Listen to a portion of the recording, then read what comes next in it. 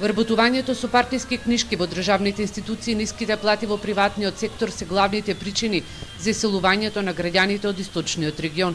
Теренските истражувања на виничката организација ИНИ покажуваат дека 20% од граѓаните за секогаш заминале да живеат во странство. Жителите од овој регион бараат подобар животен стандард. Бараат минималната плата на еден работник, не во администрација, него и во приватниот сектор да биде 500 евра.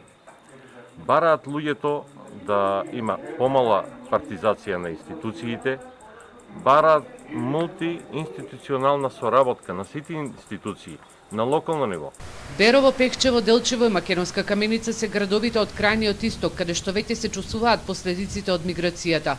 Младите сметаат дека живеат во заедница во која што не им се слуша гласот за идеите кои ги имаат. Точно, Берово е една од општините кај што имаме масовно иселување на младите. Една од причините за иселувањето на младите е малата невработеност, ниската минимална плата, малите услови за напредок на еден млад човек во општина како што е Берово, недоволните услови за образование, пошто знаете Берово младите кога треба да се пишаат во средно училиште, немаат простор да бираат дали би сакале да додат на стручно или гимназиско образование. Академската фела алармира дека последниве години заменуваат се повеќе високо обучени кадри. Причина за нивното заменување е системот кој што не ги вреднува.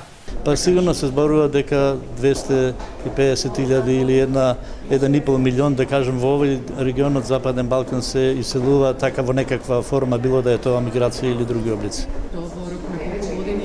Па во последните, кога се прават истражувањето во последните 5 години, зависно од кои статистички извор доаѓаат.